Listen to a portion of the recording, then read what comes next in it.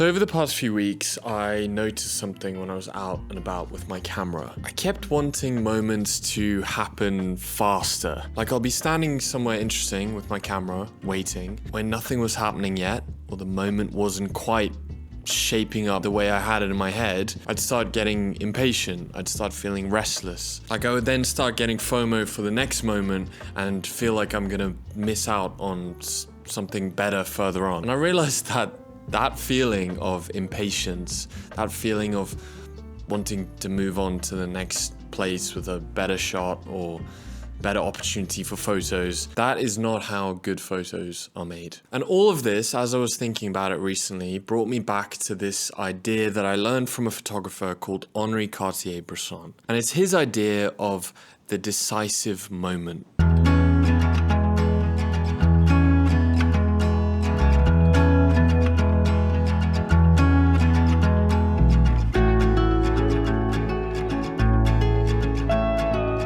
So the decisive moment is not really about timing, it's about readiness. Cartier-Bresson talked about it as something that you don't force, you don't rush it, you don't chase it, you stay present, you stay alert, and you trust your intuition to recognize when the moment is coming together. It's not a trick or a rule, it's a mindset. And once I realized this about my photography, once I realized this as I was out and about taking pictures, it quietly started changing how I move through the world with my camera.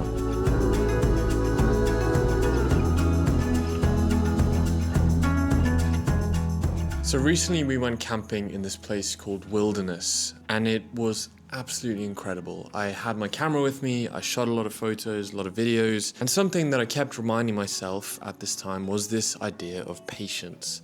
At one point I was stood by the river and there was this bridge going across it. On its own, it was a nice photo. But what interested me more was people interacting with it. How movement and people could bring scale to this object, to the mountains in the back. So I paused, I stayed, I waited. I was waiting for someone to cross over the bridge or for some kayakers to go through the middle. And while I was standing there was nothing dramatic happening.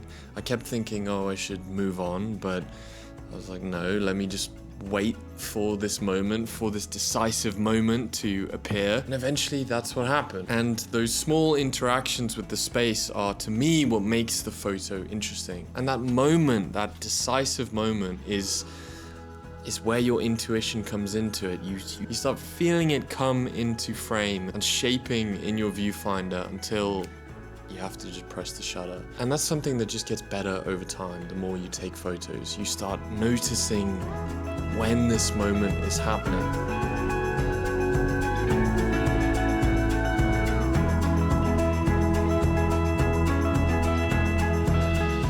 I noticed this again when I was taking photos on New Year's Day, when tons of people came with their inflatables and we all floated on this tidal pool, and I was sat on the rocks with my camera. Once again, I had to just be patient. I had to just look around and wait for that moment to appear. That feeling as things start to take shape in the photo, the interactions between the people and the floaties and the water. My best photos came from waiting for that moment and from pressing the shutter at that time when things started to come together. This decisive moment, from what I'm learning, is that it isn't loud, it doesn't announce itself necessarily. You have to pay attention to when it appears.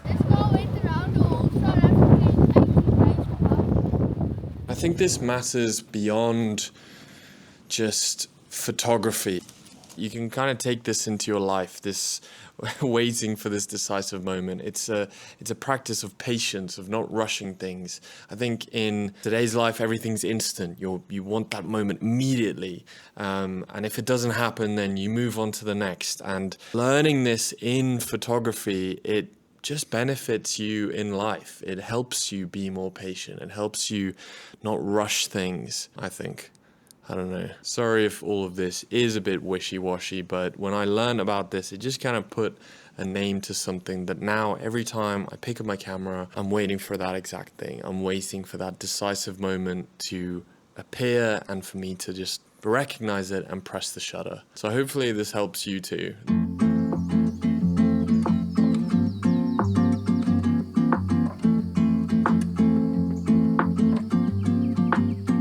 This last weekend in Wilderness was absolutely incredible.